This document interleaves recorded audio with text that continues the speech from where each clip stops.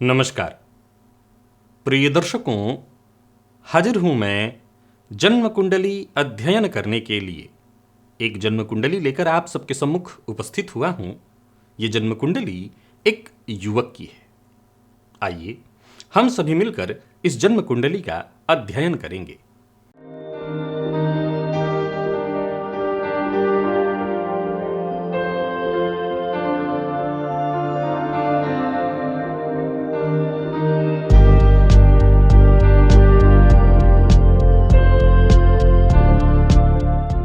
मैं जन्म की तारीख आपको बता देता हूं। जन्म समय, जन्म स्थान आप जन्म कुंडली का निर्माण कर लीजिए। जन्म की तारीख है 11 फरवरी 1989 और जन्म का समय है दिन में 11:09 का। जन्म स्थान दुर्गापुर है, वेस्ट बंगाल। मैं जन्म काल के पंचांग से आपको अवगत कराता हूं, तब तक आप इस जन्म कुंडली का निर्माण करिए। जातक ने शनिवार के दिन जन्म लिया, माघ मास में शुक्ल पक्ष की षष्ठी तिथि को, अश्विनी नक्षत्र के द्वितीय चरण में, क्षत्रिय वर्ण और देवगण, मेष राशि, ये अग्नि तत्व की राशि है और मंगल इस राशि के राशिश होते हैं। वर्तमान समय में जातक को चंद्रमा की दशा चल रही है और साथ ही साथ शनिदेव का अंतर उसमें जारी है। देखा जाए तो मेष राशि को वर्तमान में कोई ढैया, 7.5 इत्यादि नहीं है। वृषभ लग्न। प्रिय दर्शकों, देखा जाए तो मैं इस लग्न के बारे में एक बात सदैव कहा करता हूं कि ये वो लग्न है जिस लग्न के जातकों को जीवन काल में अपने भाग्य का निर्माण स्वयं करना होता है। ये वो लग्न है जिसका पूरा और पूरा विश्वास पुरुषार्थ पर ही होना चाहिए। यानी अगर तनिक भी आपका मन भटक रहा है पुरुषार्थ से, तो आज के आज अपने मन को एकाग्रचित्त करिए और पुरुषार्थ पर लगाइए, क्योंकि आपका जन्म पुरुषार्थ के लिए ही हुआ है। शुक्र से प्रभावित होने के कारण इस राशि के जातकों को, इस लग्न के जातकों को कहीं ना कहीं देखा जाए तो इनके मन में भी भोग की भावना, भोग की वृत्ति बहुत ज्यादा होती है। हालांकि देखा जाए तो मेहनती होते हैं और मेहनत के चलते अपने जीवन काल में सब कुछ हासिल कर लेते हैं। हाँ, ये अलग बात है कि कई बार इनके बहुत बेहतर करने के बावजूद इनको जो क्रेडिट, मान सम्मान मिलना चाहिए उसमें कमी रह जाती है। लेकिन हाँ, यह है कि धुन के पक्के होते हैं, पक्का है। राशि इनकी मेष है, ये अग्नि तत्वीय राशि है, यानी देखा जाए तो लग्न जो है वो स्थिर है और राशि जो है इनकी चर है। अब इनके कुछ प्रश्न है, मैं सीधे प्रश्नों की ओर ले चलता हूं, क्योंकि इनकी कुंडली का अध्ययन इनके प्रश्नों के साथ ही हो जाएगा। इनका पहला जो प्रश्न है, इन्होंने पूछा है कि मेरे आध्यात्मिक उन्नति के बारे में बताइए। मुझे पारिवारिक जीवन से भी ज्यादा ईश्वर में ध्यान और रुचि बढ़कर है, यानी पारिवारिक जीवन से ईश्वर के प्रति अद्भुत लगाव और खिंचाव सा महसूस होता है। परमात्मा और अपने आप को गहराइयों से जानना चाहता हूं। 2020 के बाद से ज्योतिष भी समझने और सीखने की कोशिश कर रहा हूं। बहुत अच्छी बात है कि आप ऐसा सोच रहे हैं। अश्विनी नक्षत्र में इनका जन्म हुआ है, अश्विनी नक्षत्र के द्वितीय चरण में, केतु का नक्षत्र है।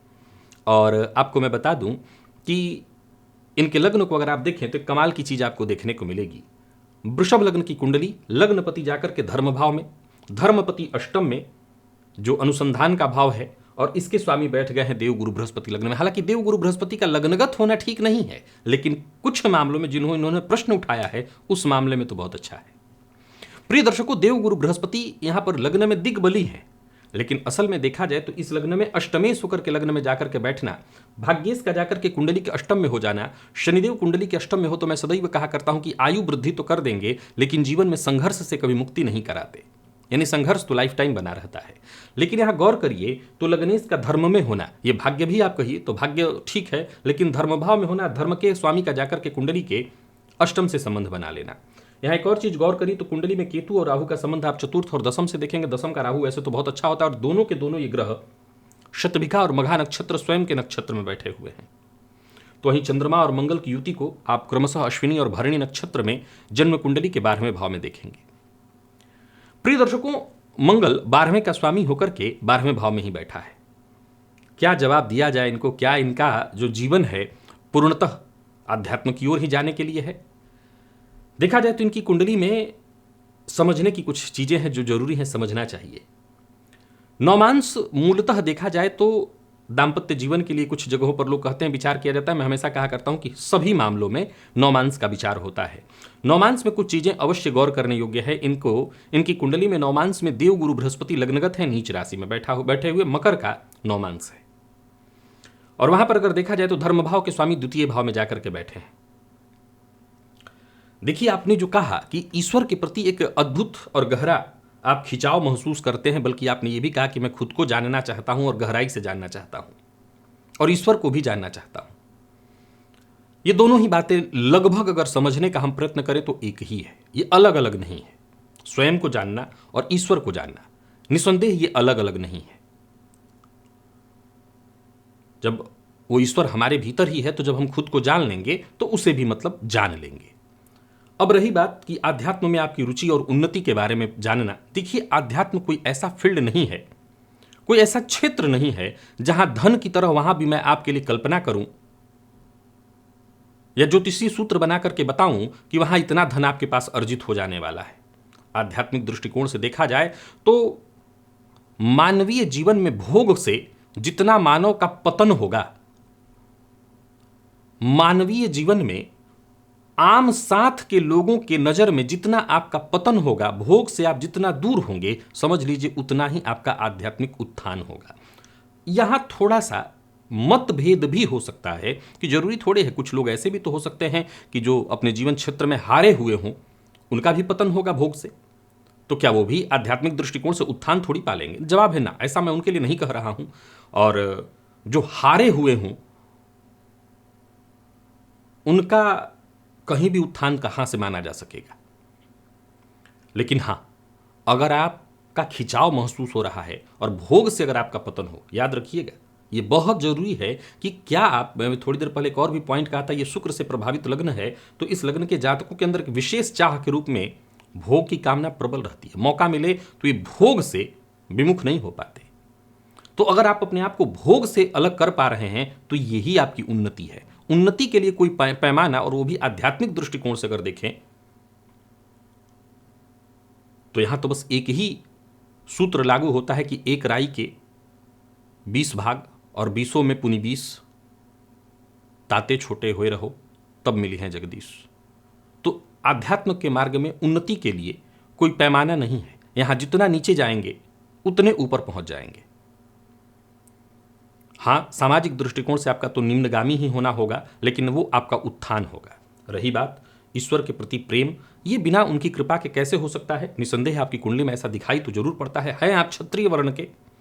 क्षत्रिय वर्ण होने के चलते संभावना कम है, लेकिन ध्यान रखिए कि क्या पुरुषार्थ के बिना भी कुछ मिल सकता है? और क्षत्रिय वर्ण होने का यह मतलब है कि पुरुषार्थी तो होना है पड़ेगा। और आज के इस परिवेश में जहां हर व्यक्ति जूझ रहा है केवल और केवल भौतिक सुख के लिए, वहां लोगों की सोच से अलग कट कर के सोचना भी अपने आप में एक बहुत बड़ा युद्ध है। तो कोई क्षत्रिय वर्ण का ही व्यक्ति कर सकता है।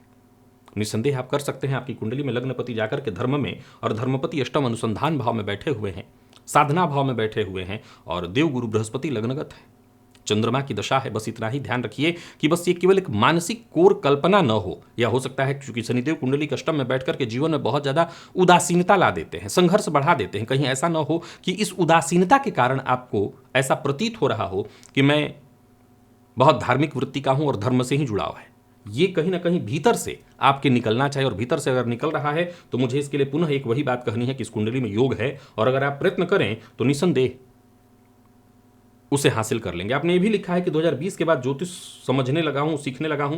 निसंदेह आप जिस ज्योतिष की बात कर रहे हैं, जो मैं बता रहा हूं, ध्यान से सुनिएगा, आप जिस ज्योतिष की बात कर रहे हैं, वो जिसके मैं बता रहा हूं, विश्वास मानिए वो ईश्वर से दूर दूर तक आपको जोड़ने वाला कहीं भी नहीं है।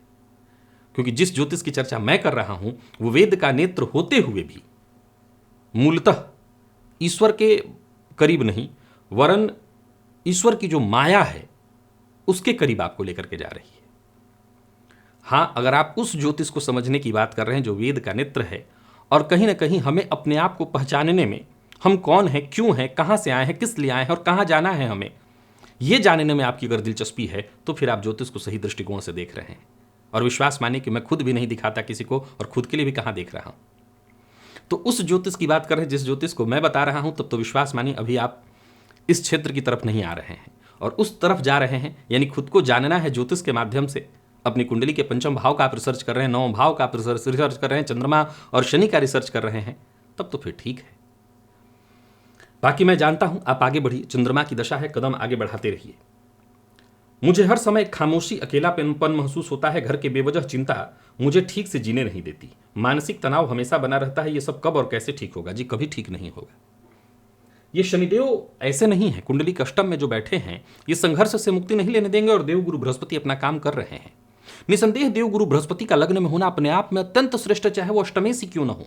लग्नेश का अष्टम में और अष्टमेश का लग्न में अगर हो जाना, ऐसा हो, ऐसा कुंडली में आपके में नहीं है, पर ऐसा हो तो भी जातक रिसर्चर और खोजी प्रवृत्ति का होता है। देखिए एक बात आपको बहुत ध्यान से याद रखना होगा और सबको ध्यान रखना होगा, अगर परम तत्व को पाना है, आध्यात्मिक दृष्टिकोण से अगर आगे बढ़ना है, तो ये किसी ज्योतिषीय माध्यम से संभव नहीं है। ये तभी संभव है जब वो परम तत्व आपका सहयोग करे और खुद से जोड़ने का प्रयत्न करे। बिना वो खुद से उसके प्रयत्नों के, आपके प्रयत्नों से संभव बिल्कुल नहीं। बिल्कुल ध्यान रखिएगा, हम मानवों की ये क्षमता बिल्कुल नहीं है कि उससे जुड़ जाएं, वो चाहे तो जुड़ ले। तो आप लगे रहिए, ये जो उदासीनता है, ये अकेलापन है, ये आपके लिए वरदान है, और हर उस व्यक्ति के लिए वरदान है जो कहीं ना कहीं आध्यात्मिक दृष्टिकोण से आगे बढ़ना चाहता है, जो परम तत्व से जुड़ना चाहता है, उसके लिए वरदान है। और ये वरदान अगर आपको मिल रहा है तो इसका आनंद उठाइए। रही बात चिंता, मैं ये भी नहीं कहूंगा परिवार को छोड़ दीजिए, और परिवार को छोड़ करके भागने वाला भगोड़ा कहलाएगा, संत नहीं। तो अगर आप परिवार से जुड़कर के इस चिंता को उठाए हुए, चूंकि चिंता मैं कह चुका हूं पीछा नहीं छोड़ने वाला, वो तो आपके साथ जीवन भर रहेगा।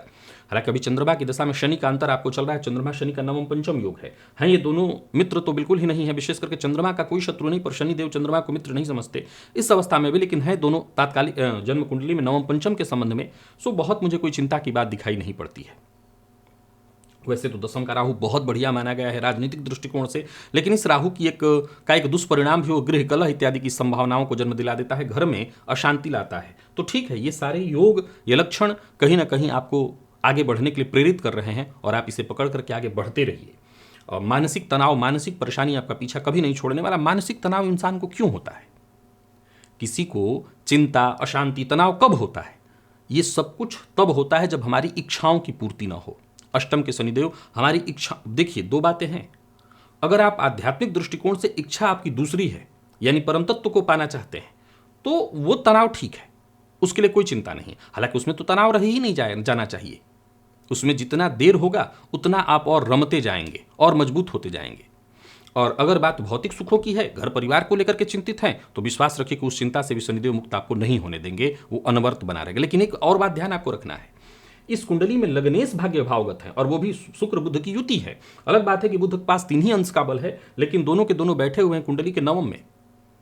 सो संघर्ष से नहीं घबराना, टेंशन से नहीं घबराना, वो तो बना ही रहेगा, आपकी कुंडली के योग बता रहे हैं। लेकिन एक बात तय है कि भाग्य का सहयोग मिलेगा और काम बनेंगे, तो घबराइए मत। इन्होंने लिखा है वर्तमान में धन की स्थिति ठीक नहीं है, कर्ज बहुत बढ़ गया है, इस कारण मैं चैन से सो नहीं पाता, कर्ज से कब तक मुक्त हो पाऊंगा, और एक स्थिर इनकम कब से शुरू होगा। लाभेश आपकी कुंडली में जाकर के लग्न में बैठे हैं धनेश कुंडली के भाग्य भाव में, और देखा जाए तो जैसा मैंने कहा, भी चंद्रमा की दशा में शनि का अंतर है, और आने वाले दिनों में भी चंद्रमा में बुध आएंगे आपकी कुंडली में।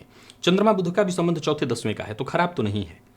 इन्होंने एक और बात आगे कही जिसे समझना जरूरी है कि फिलहाल मैं एक अध्यापक हूं और साइड में कोई व्यापार करना ठीक होगा, और कौन सा व्यापार मेरे लिए सही होगा।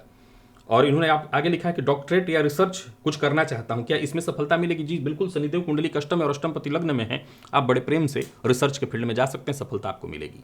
साइड इनकम की बात करूं तो आपकी कुंडली में चूंकि लग्नगत देवगुरु बृहस्पति हैं, और जैसा कि मैं देख पा रहा हूं, यहाँ एक पॉइंट और समझाना था प्रिय दर्शकों, वो भी मैं समझा देना चाहता हूं। इनकी कुंडली के लग्न पर जरा नजर आप लोग डाल लीजिएगा। लग्न का मान जो है वो 0 डिग्री है, 0 अंश 31 कला। जब ऐसी स्थिति में कुंडली आपके सम्मुख होती है, ये देख रहे हैं बिल्कुल धागे के करीब है इधर और उधर, तो ऐसी स्थिति में प्रायः कंफ्यूजन खड़ा हो जाता है कि हम इसे कौन सा लग्न माने, मेष या वृषभ। यहां 0 अंश 31 कला के साथ लग्न है, 0 अंश पर लग्न है, मूलतः समझिए 0 अंश पर लग्न है, तो हम इसे क्या माने? मैं इस पर अपना प्रमाण आपको दे चुका हूं, फलदीपिका का भी एक प्रमाण दिया हुआ है कि जब भी कोई ऐसी स्थिति उत्पन्न हो तो हमेशा आने वाले लग्न का ही मूल प्रभाव जातक के अंदर दिखाई पड़ेगा। अब चूंकि इनकी चंद्र कुंडली में मंगल साथ इनके बैठा हुआ है, फलतः इनके अंदर अधीरता की स्थिति होगी, ये बात मत भूलिए, लेकिन वो लग्न पर उसका प्रभाव नहीं, वो कहीं ना कहीं चंद्र कुंडली का प्रभाव है, जिसके चलते इनके अंदर अधीर हो जाना, बहुत जल्दी पेशेंस खो देना, ये चीज़ें होंगी। लेकिन मूल रूप से अगर आप देखें तो इनका लग्न वृषभ, क्योंकि जीरोअंश 32 कला पर है तो लग्न वृषभ ही यहाँ मान्य होगा। तो जैसा आपने कहा है, वर्तमान में धन की स्थिति ठीक नहीं है, आप एक्स्ट्रा अलग कुछ करना चाहते हैं तो लग्न का मान इनका अगर देखा जाए तो 0 अंश है। सूर्य इनकी कुंडली में है 28 अंश पर और चंद्रमा इनकी कुंडली में 6 अंश पर। तो अंश बल से अगर देखा जाए तो इनकी कुंडली में सबसे अधिक अंश वाले ग्रह के रूप में अगर देखें तो वो इनका सूर्य है। यानी अभी एक और सूत्र मैंने आपको राशिफल में बताया था, आत्मकारक ग्रह, यानी सूर्य इनका आत्मकारक ग्रह इनकी कुंडली में सिद्ध हो रहा है। अब सूर्य से 10 घर आगे जाकर के देखिए तो सूर्य से 10 घर आगे आप आएंगे तो शुक्र की राशि, और शुक्र नौमांश में जाकर के स्वयं की राशि में बैठे हुए हैं।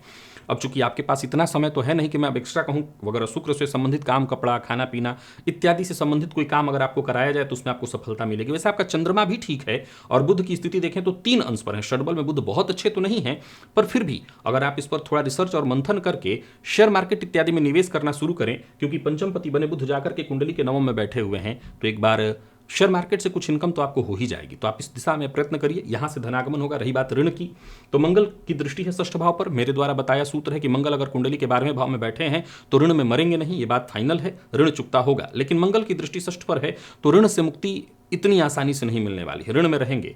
हाँ, याद रखिएगा, दीजिएगा मत किसी को, समझ लीजिए ऋण दिया तो भाग्य दिया, तो ऋण देना नहीं है, ऋण लीजिए पर दीजिएगा मत। ऋण में है तो घबराने की जरूरत नहीं है। इनकम को और बढ़ाने का प्रयत्न करिए, इनकम को बढ़ाने का प्रयत्न करेंगे तो चीजें और ठीक हो जाएंगी। हालांकि आपका लाभेश जाकर के कुंडली में 12वें भाव में मकर राशि में बैठा हुआ है और माफ करिएगा नौमांश में, मुझे लगता है कि और अधिक से अधिक धन कमाने का प्रयत्न करिए। मैंने अभी आपको शेयर मार्केट में निवेश करने की सलाह मैंने दी है, आप इस पर जरूर फोकस करिए, यह आपके लिए सहयोगी होगा। और रही बात उसकी डॉक्टरेट की, आप जरूर करिए। विदेश यात्रा या विदेश में कोई सेटल का अवसर मिल पाएगा भविष्य में, यदि हाँ तो किस उम्र में। स्वदेश पति जाकर के कुंडली के भाग्य में, विदेश पति जाकर के कुंडली के कहां पर बैठे हैं तो विदेश में, और परमानेंट विदेश पति कुंडली के लग्न में। अब अगर आप शिक्षक हैं, और मुझे नहीं पता, आपने बताया नहीं कि सरकारी है कि नहीं, बट अगर आपके पास ये विकल्प है तो इस कुंडली में तो योग बनता है। बट क्यों जाएंगे और किस उद्देश्य से जाएंगे, क्या करने जाएंगे? टीचर को तो कोई भेजेगा नहीं ऐसे, बट कुंडली में योग है। अब आपके पास क्या विकल्प ये हो सकता है, आपने लिखा है कि अगर है तो वो है या किस उम्र में है। तो उम्र में जब तक ये परिस्थिति न हो, वैसे देखा जाए तो चंद्रमा की दशा के बाद मंगल की दशा आपको आएगी। मंगल विदेशपति होकर के विदेश भाव में बैठे हुए हैं, तो अगर आपके पास विकल्प हो तो अभी तो आने वाले दिनों में मंगल की दशा में ही आपको ये योग मिल जाएगा। लेकिन सवाल उठता है कि आप जाएंगे क्या उद्देश्य लेकर के, कैसे? वैसे आपकी उम्र इतनी नहीं हो गई है कि आप जा नहीं सकते हैं, पर उद्देश्य क्या है? शिक्षक को वहाँ क्यों बुलाएगा कोई? नौकरी तो ऐसे मिलने से रही, और बाकी या तो आपके पास कोई ऐसा काम हो या फिर इतना पैसा हो कि वहाँ इन्वेस्ट करके आप जा सकें। जीवन में मान सम्मान मेरे लिए बहुत कुछ है, क्या आजीवन समाज में मान सम्मान के साथ रह पाऊंगा?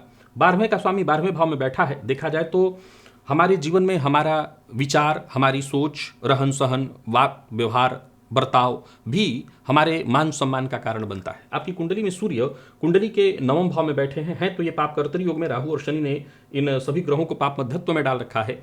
लेकिन अच्छी बात यह है कि चंद्रमा मंगल की युति कुंडली के 12वें भाव में, जहां मंगल स्वगृही होकर के बैठे हुए हैं।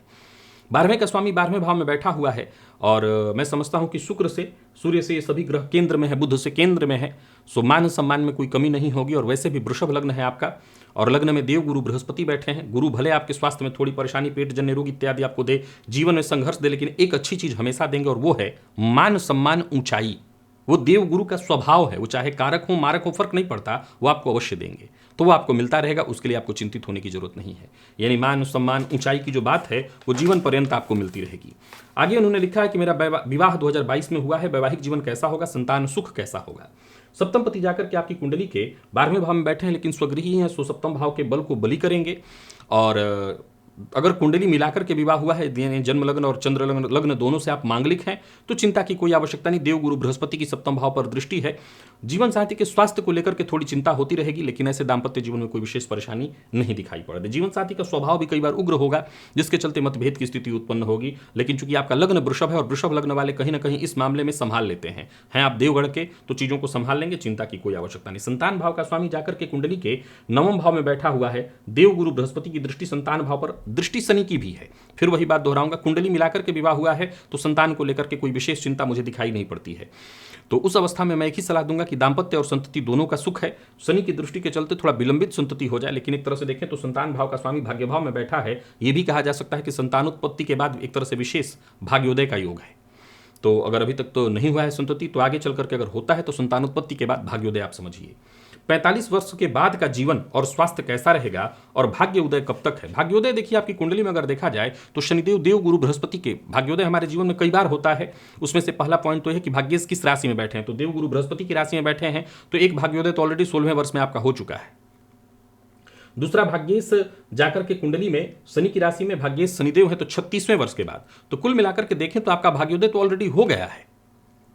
नहीं, 36वां वर्ष अभी आपका नहीं बीता होगा, या बीत रहा होगा, 89 के हैं आप तो भाग्योदय 36वें वर्ष में शनिदेव की जब रहते हैं भाग्येश तो 36वें वर्ष में करा देते हैं, भाग्योदय हो जाएगा। देखिए भाग्योदय का ये मतलब नहीं होता कि अब जीवन में अब कुछ रह ही नहीं गया, टेंशन नहीं। जीवन है, जीवन में संघर्ष और परेशानी हर किसी की लगी है। इन्होंने पूछा है 45वां वर्ष, इनको 46वें वर्ष से राहु की दशा लग रही है।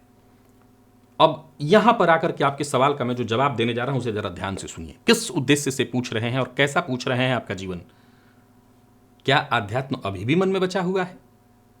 इतने प्रश्नों के जवाब के बाद अभी भी आध्यात्मिक चर्चा है मन में? अगर है तो राहु वैसे समाज में मान सम्मान, बल्कि मैं तो कहता हूं कि अभी टीचर हैं आप, जहां पर हैं वहीं पर राजनीति से जुड़ जाइए और इसी राजनीति से जुड़ करके आगे बढ़िए। आगे बढ़ने का मार्ग भी मिलेगा, मान सम्मान भी मिल जाएगा समाज में। अरे मान हानि अपनी जगह पर है, मान सम्मान भी मिलेगा। तो आप राजनीति से जुड़िए। जो दशम का राहु है वो राजनीति में जातक को सफल अवश्य बनाता है। 46वें वर्ष में राहु आ रहा है और इस कुंडली में अगर देखा जाए तो शनिदेव अष्टम में है। जीवन के पूर्वार्ध से कहीं ज्यादा जीवन का उत्तरार्ध बेहतर है इस कुंडली का।